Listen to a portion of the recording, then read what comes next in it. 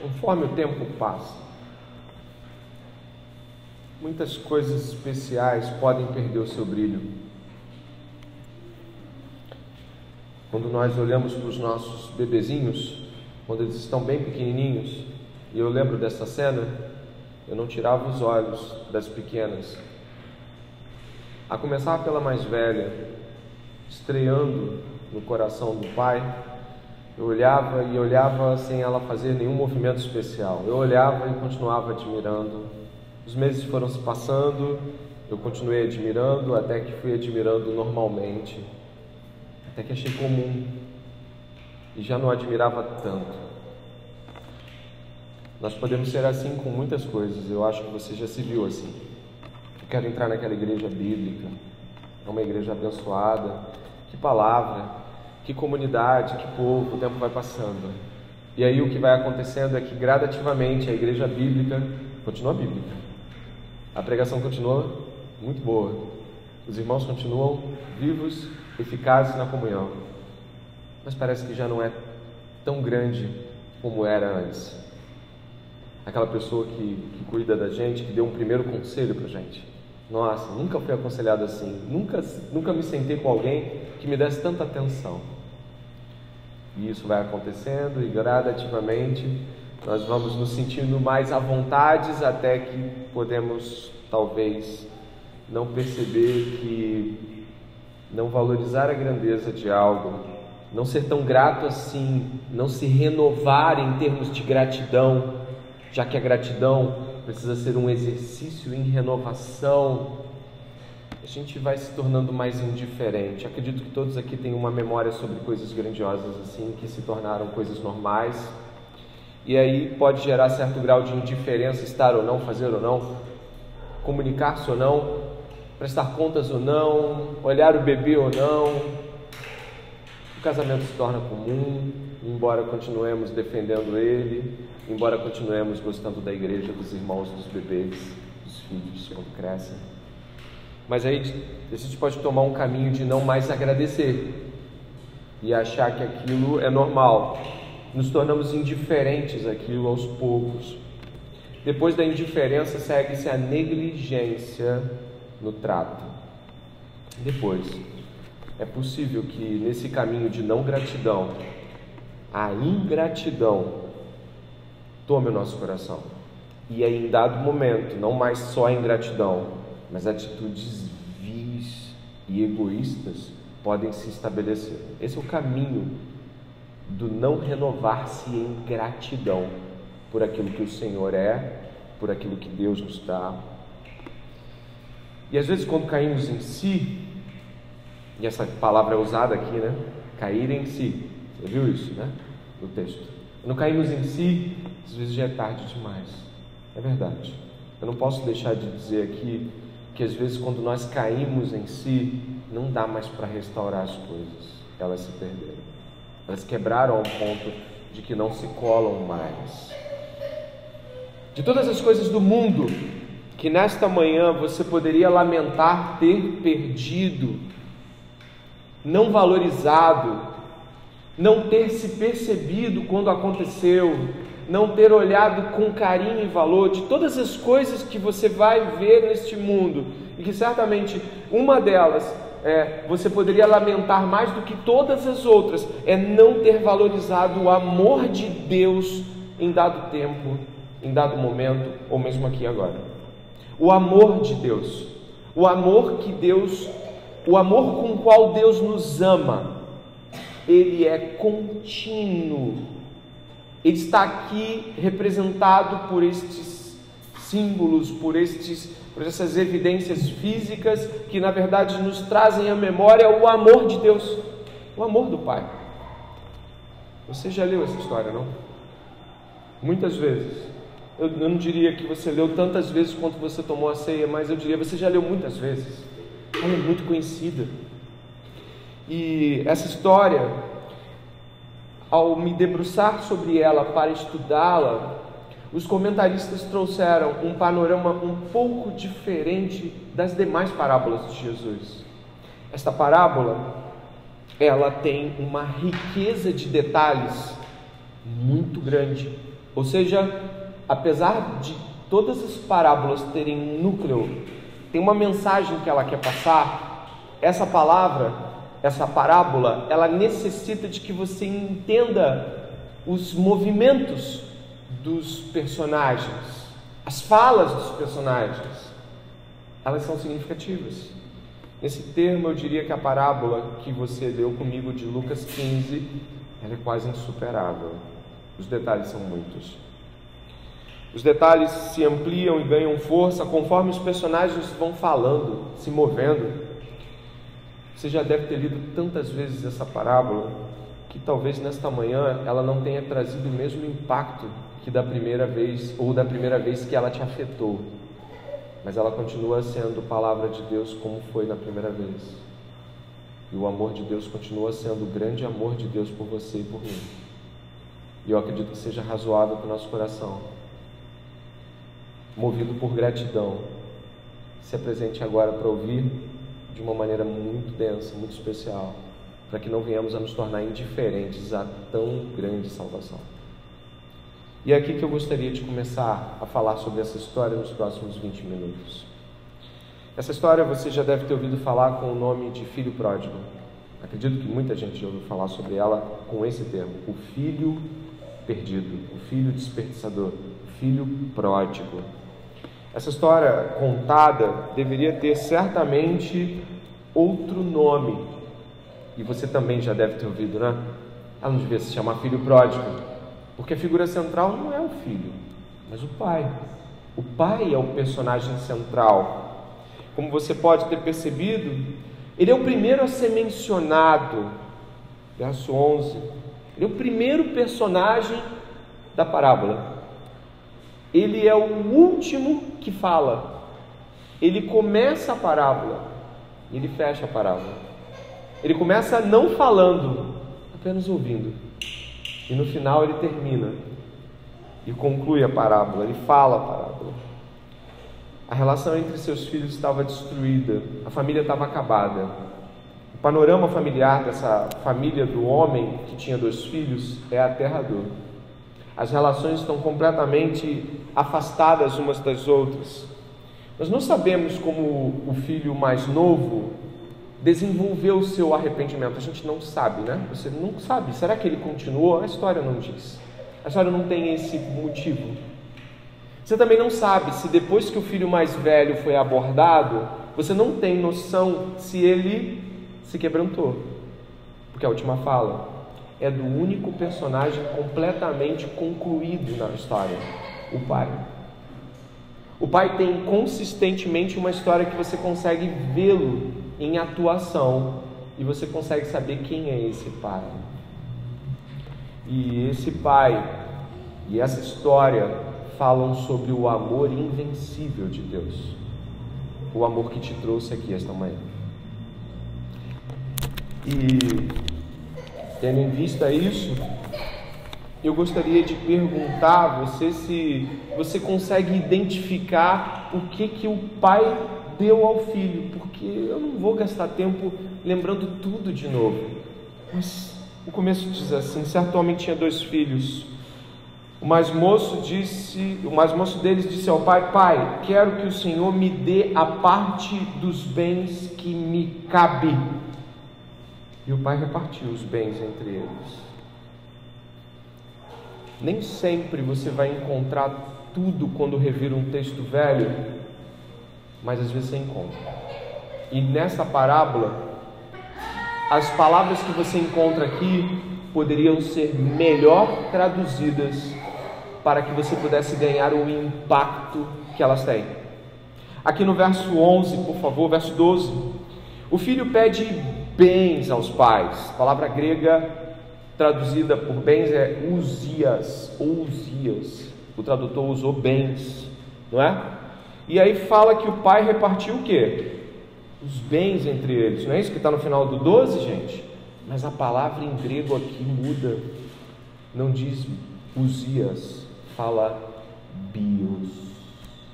E alguns aqui rapidamente já lembram dessa palavra, porque ela no grego é uma das múltiplas traduções para vida. Bios. O filho pede bens. e o pai lhe dá bios, que no grego, aqui neste contexto, tem a ver com vida, legado, história. O pai lhe dá de si. Isso muda já a coisa.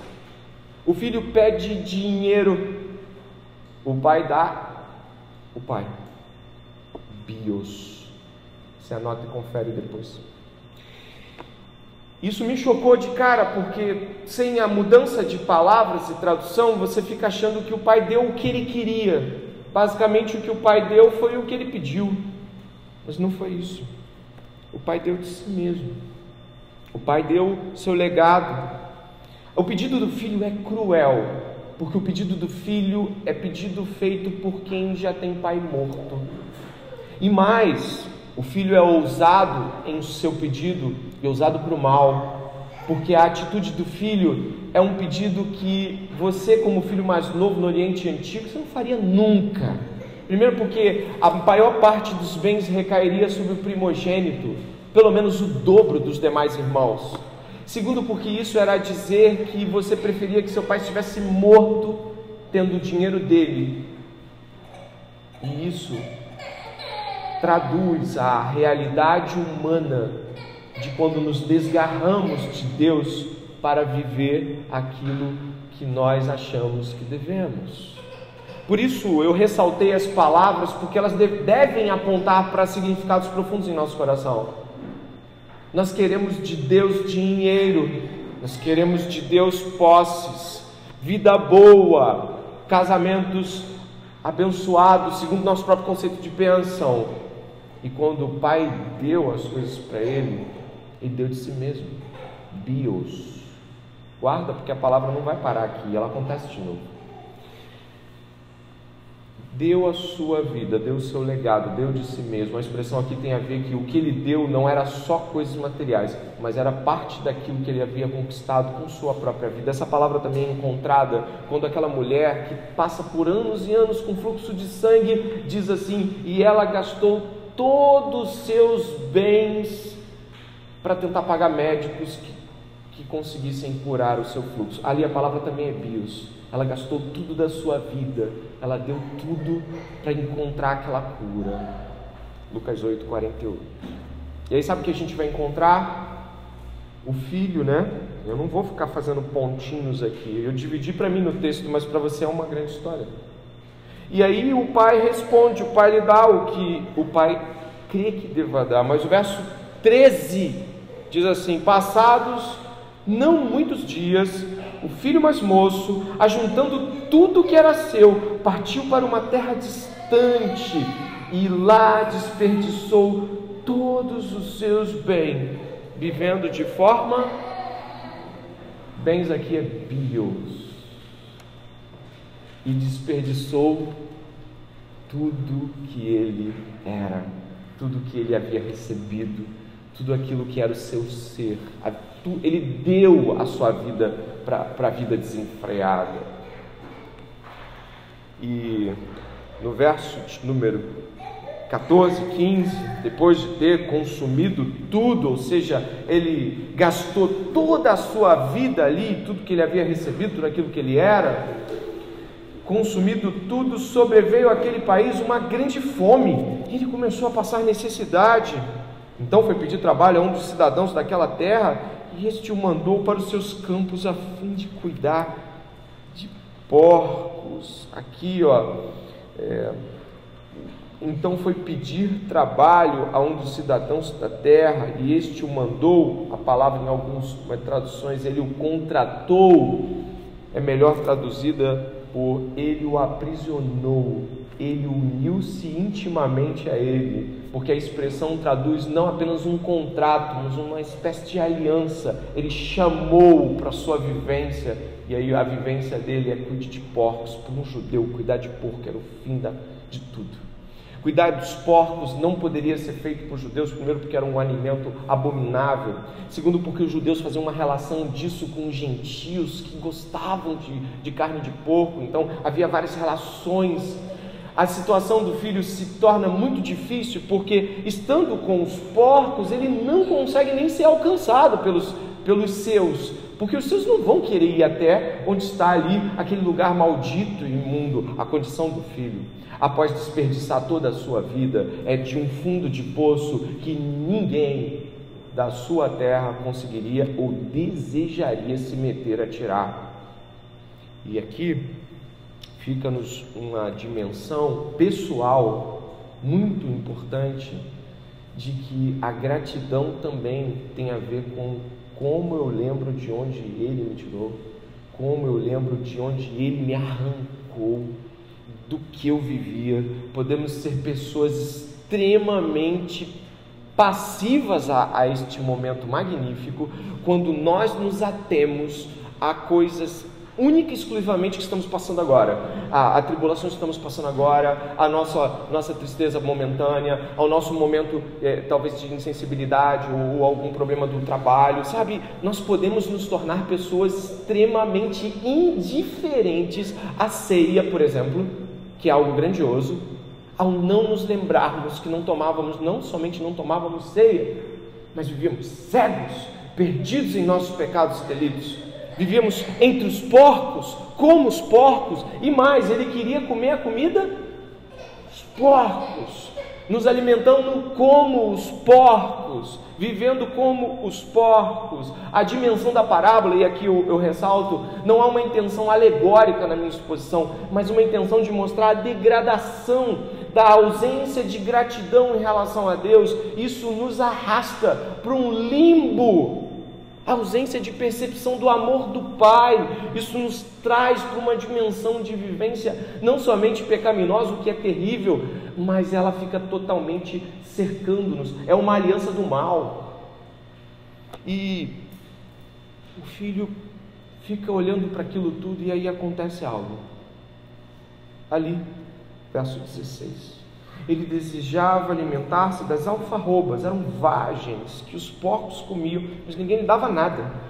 Então, caindo em si, disse: quantos trabalhadores de meu pai têm pão com fartura, e eu aqui estou morrendo de fome. Vou me arrumar, voltar para o meu pai e dizer: pai, pequei contra Deus e diante do Senhor, já não sou digno de ser chamado seu filho, trate-me como um dos seus trabalhadores. E arrumando-se foi para o seu pai. Pensa erroneamente você, se acredita que ele está pensando em comer. Ele faz uma comparação de bondade, ele fala assim: o meu pai trata bem até quem trabalha para ele. Olha como fui tratado. O tratamento da impiedade, em face à lembrança do Pai bondoso, faz com que ele caia em si. Você deve ter ouvido falar de alguns textos bíblicos que dimensionam isso, mas fica mais fácil quando nos lembramos de alguns deles. Leia, por favor. Ou será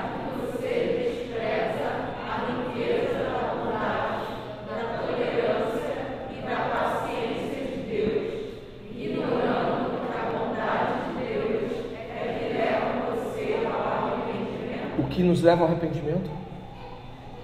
A bondade. Ele lembrou do Pai e falou: meu Pai é tão bom, olha para mim. É assim que devemos nos lembrar de Deus quando estamos no nosso pecado, infeliz e triste. Meu Deus, olha o que eu estou vivendo, meu Pai é tão bom, e eu aqui vivendo lixo, catando lixo do mundo, vivendo minha própria busca miserável.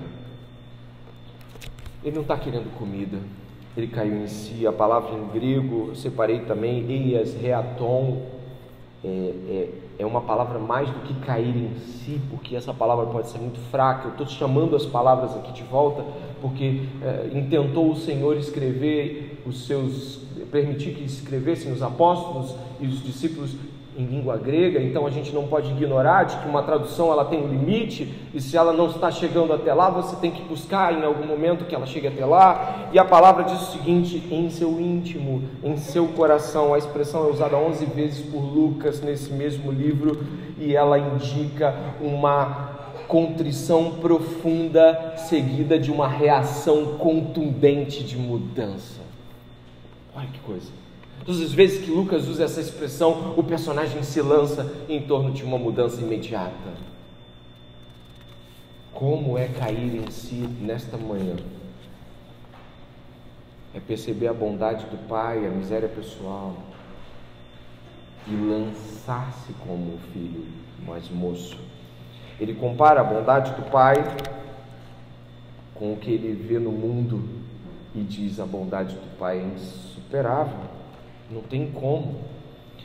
Repare que a verdadeira contrição é aqui assinalada como um ato de imediata compreensão de miséria. Às vezes nós ficamos tentando entender se estou arrependido ou não. Se estou arrependido, será que eu estou arrependido? Será que eu entendi arrependimento bíblico? Será que eu consigo ver arrependimento bíblico? Repare no texto. A primeira coisa que ele percebe, que ele cai em si, após a bondade do Pai lhe ser exposta à memória, à mente, é de que ele tem uma clareza, uma honestidade quanto a si mesmo. Ele olha para a bondade do Pai e olha para si. E aí quando ele olha para si, sabe o que acontece? Ele consegue se ver honestamente, ou seja, ele consegue ver quem ele é. Ele não estava vendo, ele não tinha condição de ver. Imerso em sua própria vontade e desejo, é impossível. Só diante da bondade de Deus em Cristo.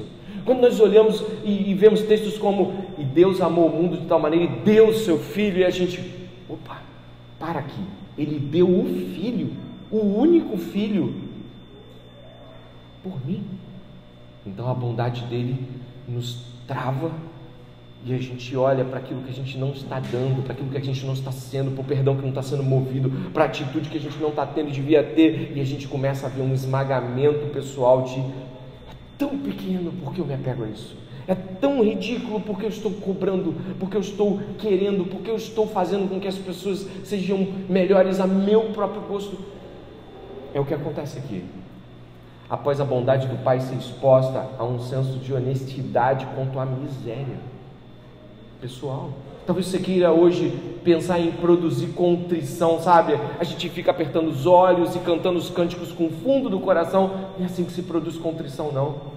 É quando você pede ao Espírito Santo que contraste a bondade do Pai, a sua e a minha vileza e maldade. E aí então o Espírito Santo opera uma obra magnífica. É quando nós olhamos para o nosso orgulho e vemos a humildade de Deus e a gente quebra. Por isso não pense em produzir arrependimento gritando para si mesmo: eu preciso de arrependimento. Vá ao Pai e diz: eu quero ver tua bondade, eu quero percebê-la. E aí algumas coisas mudam, né? Dá uma olhada como ele chama no verso 12. No grego fica ainda mais enfático, mas dá para ver no português. Verso 12: o mais novo disse ao pai: Pai. A palavra pater é uma palavra formal, Pai. Mas quando ele fala sobre isso, depois que ele se arrepende, ele chama de meu Pai. Verso 17. A coisa muda. A figura insensível à pessoa do Pai, o Pai reto e direto, agora é meu Pai. Essa dimensão de intimidade é nítida quando nós percebemos que o Pai é bom, e a gente já não chama apenas de Pai, mas meu Pai, ou como Jesus muitas vezes, Paizinho até, Abba. Mais ainda, eu gostaria que você pudesse perceber que ele cai em si e percebe que o seu pecado não é apenas um pecado social, não é um pecado apenas dele ter infligido regras sociais, sabe? Não, porque o certo é o mais velho receber a herança e o meu pai morrer. Ele não fica mais nos termos de pecado do ponto de vista de algo que muitas vezes nós fazemos quando nós estamos insensíveis quanto a Deus, a sua bondade. Nós chamamos o nosso pecado de erro e equívoco, muitas vezes. Mas quando você está diante da bondade de Deus, fica muito mais claro que não era um erro, um equívoco, um desvio de curso, era pecado. E mais, não era só pecado contra o Pai, era contra Deus. Porque se você vê aqui, repare que ele começa a perceber as coisas sobre a ótica do vertical também, que era impossível para ele.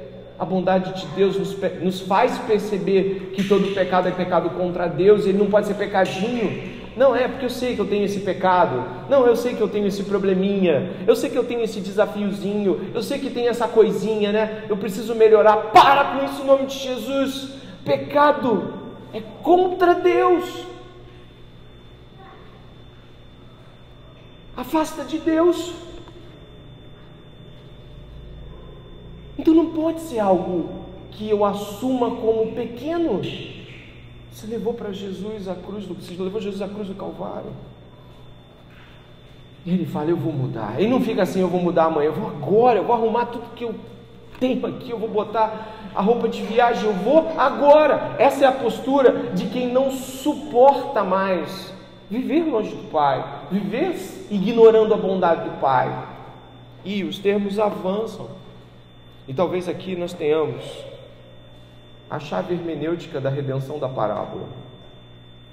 Ela acontece a partir do verso 20. E aí o pai, como é que ele reage? Ou como ele deveria reagir se você fosse o pai, né? O verso 20 diz: e arrumando-se, foi para o seu pai. Vinha ele ainda longe, quando seu pai o avistou, e compadecido dele, correndo, o abraçou e beijou. E o filho lhe disse: pai, pequei contra Deus diante do Senhor, eu já não sou digno de ser chamado seu filho. O pai, porém, disse aos servos: tragam depressa a melhor roupa e vistam nele, ponham um anel no dedo dele e sandálias nos pés. Tragam e matem o bezerro gordo, vamos comer e festejar, porque este meu filho estava morto e reviveu, estava perdido e foi achado. E começaram a festejar. Deu-se um grande banquete. Olhe para a mesa. Aqui temos uma chave muito importante. A primeira que eu quero ressaltar, ela se encontra ali no verso 20 mesmo. O pai o pai o viu de longe. Repare nesta palavra, de longe, por favor. No verso 13, a mesma palavra é usada. Diz assim: passados não muitos dias, o filho mais moço, ajuntando tudo que era seu, partiu para uma terra distante. Embora seja diferente a tradução, a palavra é a mesma. Terra distante, longe de longe, é a mesma palavra. O pai viu o filho ainda longe. James Edwards, um dos comentaristas que usei, ele fala que isso não é qualquer coisa. Não havia um sinal sequer de que o que o filho ia dizer era o que o filho disse. Não havia nenhuma menção pessoal de que ele estava vindo para se quebrar. E como ele vem? O pai não espera pelas palavras, ele não espera pelo nosso arrependimento, ele oferta o seu amor. O amor de Deus nos trouxe a ele quando não havia arrependimento. E deixo muito claro, é o amor de Deus e a bondade de Deus que produz esse arrependimento. O próprio arrependimento do crente é uma dádiva de Deus enxertando sensibilidade a Ele. Não acredite que você tem alguma coisa como o dom do arrependido constante. Deus produz esse arrependimento. O Pai vai na direção da gente e nos envia o Filho quando não queremos nada com o Filho. Ele nos ama. E aqui, como eu disse, vai haver uma chave hermenêutica. Existe uma história que eu acho que você conhece muito bem, de um moço mais novo que também queria a sua herança. E ele enganou seu pai, seu irmão mais velho, e fugiu para uma terra distante. Essa história, ela tem exatamente o mesmo uso de frase que a história que nós estamos falando. E talvez você conheça ela. Eu a coloquei aqui e separei para que você se lembre. Quando Jacó encontrou seu irmão Esaú, e após ter encontrado com Deus, você lembra disso? Na virada da noite, ele lutou por toda uma noite. E ele foi abençoado. E aí o dia seguinte era o encontro com quem? Esaú. Consegue perceber a similaridade da história? E aí diz o seguinte no texto bíblico: e levantou Jacó os seus olhos e olhou, e eis que vinha Esaú, e 400 homens com ele. Então repartiu os filhos entre Lia e Raquel e as suas servas, e pôs as servas, os seus filhos na frente, e Lia e seus filhos atrás. Está tudo planejado. Você lembra do texto bíblico? Olha, você vai assim, você fica assim. Lembra do filho pródigo? Ele está falando: eu já sei o que eu vou dizer, eu vou chegar, eu vou falar que eu pequei, que eu fiz isso, que eu fiz aquilo. Há todo um planejamento para que dê certo o arrependimento, não é? Há todo um esquema de Jacó para que Esaú o chame para si e fale: não, tá bom, eu te perdoo. Mas o que acontece? Verso 3: e ele mesmo passou adiante deles, inclinou-se à terra 7 vezes. Olha a atitude, 7 vezes, né? Ele está se abaixando, né? Esaú está lá e ele já está fazendo assim.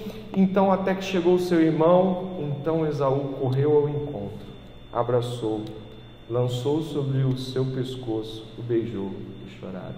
A mesma frase.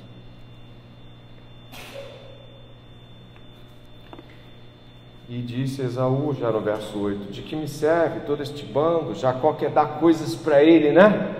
Toma os bichos aqui, toma essas coisas, eu tenho. Esaú: de que me serve todo esse bando que tem encontrado? E disse: para achar graça aos teus olhos do meu senhor. Mas Esaú disse: eu tenho bastante, meu irmão, seja para ti o que tens. Então disse Jacó: não, se agora tenho achado graça aos teus olhos, peço que tomes o meu presente da minha mão, porque tenho visto o teu rosto. Olha esse final: como se tivesse visto o rosto de Deus, e tomaste contentamento em mim. Que profundo! O perdão de Esaú. Viu a frase? Ele correu, ele beijou, ele abraçou. O perdão de Esaú para Jacó é como ver a face do próprio Deus, é como ter a redenção, é como estar de volta, é como ter família de novo, é como estar recebendo a graça de ver a face de Deus. A resposta mexe tanto com Jacó, que Jacó não tem como não dizer que ele está vendo Deus ali. Lindíssimo, né? É o que acontece se você voltar para Lucas 15. Ele diz no verso 20, eu ressalto: arrumando-se, ou seja, preparando-se para este encontro, foi para o seu pai. Vinha ele ainda longe quando seu pai o avistou, e compadecido dele, correndo, o abraçou e beijou. E o filho lhe disse: pai, pequei contra Deus e diante do Senhor, já não sou digno de ser chamado seu filho. E ele nem terminou aquilo que ele tinha preparado, né? Trata-me como um dos seus servos, né? A todo aquele discurso de Jacó: meu senhor, meu servo, meu senhor, cortou. O pai foi logo destilando sua bondade, tornando o filho totalmente, plenamente adotado. Não foi isso que a gente ouviu? Adotou, chamou de volta: meu filho, traz dignidade, traz roupa para ele e vai comer na minha mesa. Vai comer na minha mesa. Mas ele nem falou nada, não conseguiu nem desenvolver o grande arrependimento. É meu filho. Esse trazer enorme de Deus, o amor invencível de Deus, deveria e deve inundar os nossos corações nessa manhã. Nós estamos aqui diante de uma mesa, e talvez alguns de nós tenham chegado insensíveis aqui, completamente, nem orou. Talvez haja pessoas aqui que não tenham orado pela nossa ceia durante essa semana. Talvez há pessoas aqui que mal tenham lido alguns versículos bíblicos. Talvez haja pessoas aqui que tenham vivido momentos pecaminosos e sabem que viveram, porque eu também vivi. E talvez você lembre agora e fale assim: poxa, eu nem me preparei. Mas Ele preparou a mesa. Ele disse tudo isso: traga, venha, sente-se, venha. Ele traz a todos nós, sem pensar se a nossa semana foi purificada, se todo mundo aqui foi o teólogo, crente, piedoso, exemplar. Ele te traz. Sensibilize-se em nome de Jesus, pela bondade de Deus. Ele te trouxe até aqui, apesar do seu modo de viver, apesar das suas buscas não serem todas sobre Ele, apesar de muitas vezes o Senhor nos dar coisas e usarmos para nós mesmos, para nossos próprios deleites, e ainda somos capazes de dizer glória a Deus às nossas próprias buscas. Ele nos trouxe aqui e nos pôs à mesa. Nem quis ouvir muita coisa, só disse: senta comigo. Deus. Mas tinha um outro filho, né? Você conhece o outro também.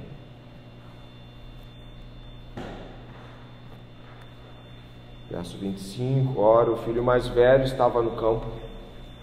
Quando voltava, ao aproximar-se da casa, ouviu a música e as danças.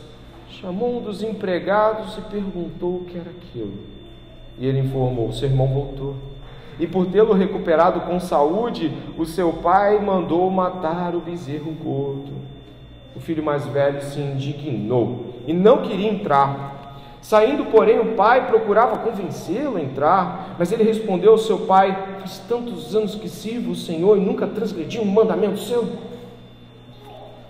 Mas o Senhor nunca me deu um cabrito, sequer para fazer uma festa com os meus amigos. Mas quando veio esse seu filho, que sumiu com os bens do Senhor, gastando tudo com prostitutas, o Senhor mandou matar o bezerro gordo para ele? Então o pai respondeu: meu filho, você está sempre comigo, tudo o que eu tenho é seu, mas era preciso festejar e alegrar-se, porque este seu irmão estava morto e reviveu, estava perdido e foi achado. Frases aqui que chamam muita atenção. Ele não consegue em nenhum momento aqui chamar o pai de pai e nem o irmão de irmão. Esse é teu filho. Porque quando nós estamos imersos em nossos pecados, não conseguimos chamar o pai de meu pai. Isso é impossível, meu pai. A gente é prático com Deus, não é? Já foi prático com Deus? Prático. Orações práticas. Pedidos práticos. Insensíveis. Não consigo nem sequer me preocupar com o que os outros estão passando. São os filhos dele, não são os meus irmãos. Também podemos ter chegado aqui com uma impressão de ter os nossos problemas pessoais resolvidos. Mas o Senhor nos traz aos irmãos também. O Senhor nos faz olhar para o lado. Talvez você não esteja conseguindo olhar para o lado. E Ele nos traz à mesa com os irmãos que você não queria sentar muitas vezes. Ele nos faz, olha, eu olhei esse texto e um verso aqui ficou me batendo na cabeça. Eu não sei se você percebe aqui o verso onde o pai persuade, o pai estava convencendo, o verso 28, o pai estava tentando convencê-lo a entrar e se sentar com o irmão. Que cena dramática e que amor esse! A resposta do filho mais velho é duríssima. A resposta do filho mais velho não celebra o renovo do irmão, não celebra o resgate do irmão. A resposta do filho mais velho não celebra a alegria do pai de ter um irmão ali dele, um filho dele, né? A gente pensa assim: olha que maravilhoso, o pai está com o filho de novo, a família está reunida. Um novo filho mais novo. E ele podia dizer: que bom, meu pai está com um novo filho e eu estou com um novo irmão.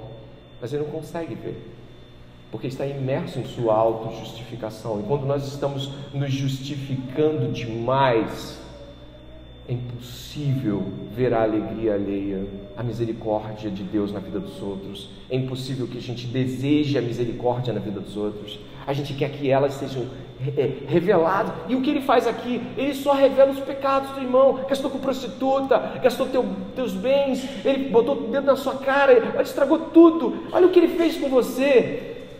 Ele não merece ser celebrado, merece ser execrado, exposto, envergonhado. Quando nós estamos diante dessa mesa e lembramos dos apóstolos, quando nós estamos diante dessa mesa e lembramos do desenvolver daquela noite, quando nós estamos diante dessa mesa e lembramos da gente, que podemos chegar aqui também com rusgas, problemas com irmãos, problemas com familiares, problemas com pessoas que deveríamos pedir a Deus que sejam salvas, pessoas que nós deveríamos essa manhã dizer assim: como posso ajudar este irmão, esta irmã? Não fazemos isso. Mas o amor invencível do Pai chama o filho mais velho. Não sabemos se ele respondeu, brincando assim, não sabemos qual foi a resposta dele. Eu acho que é muito interessante ver Jesus deixando os personagens inacabados, para que a gente mesmo possa assumi-los. O que eu faço depois do arrependimento, o que eu ouço depois de uma reprimenda do Pai, ordenando: entra e senta com teu irmão, entra e celebra teu irmão, entra e perdoa teu irmão. Perdoa porque ele estava morto, estava cego. Eu não tinha um filho, agora eu tenho. E aqui eu vou concluindo e, terminando de refletir com você. Deus chama todos os seus filhos à mesa nesta manhã. Filhos que não valorizaram por muito tempo. Filhos que não valorizam os irmãos. Filhos que estão insensíveis quanto à bondade do Pai. Ele nos chama. E repare que tanto no caso do mais novo quanto do mais velho, o Pai não reage com grosseria, mas com longanimidade, paciência e bondade. É com longanimidade, paciência e bondade que o Senhor nos atraiu até aqui hoje. E a sua passividade ou insensibilidade, ou mesmo não ter se preparado para se encontrar com Deus, ou mesmo ficar se perguntando: por que será que o seu coração está assim ou assado? Eu posso dizer uma coisa: a bondade de Deus em face do amor de Deus em Cristo Jesus, aquilo que nós vimos Deus fazer por nós e que hoje celebramos, é o suficiente para nos quebrar, é o suficiente para nos trazer de volta para Ele. Se você tem hoje algum desafio diante da sua passividade, da sua insensibilidade, de querer viver a vida e às vezes perguntar: por que eu quero às vezes viver a vida para mim mesmo? Muito simples. Você não contemplou a bondade de Deus nessa área, por isso você quer vivê-la desenfreadamente, dissolutamente. Por que eu tenho tanta dificuldade com as pessoas? Por que eu sou tão julgador? Ou então por que eu sou tão difícil de me relacionar com as pessoas ao meu redor? Muito simples. Você deveria se alegrar com a bondade do Pai na vida delas, se alegrar com o Pai, e aí você se alegraria também na alegria dele. Eu vou estar orando enquanto peço que os músicos possam se aproximar. E durante esta oração, eu gostaria que você pudesse perguntar a Deus se de fato a bondade dele afeta você nesta manhã.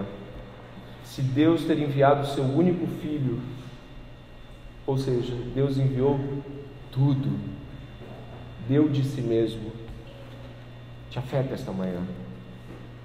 Ore a Deus, confesse seus pecados, se necessário procure pessoas com as quais você deva se retratar. Busque a Deus nesse momento.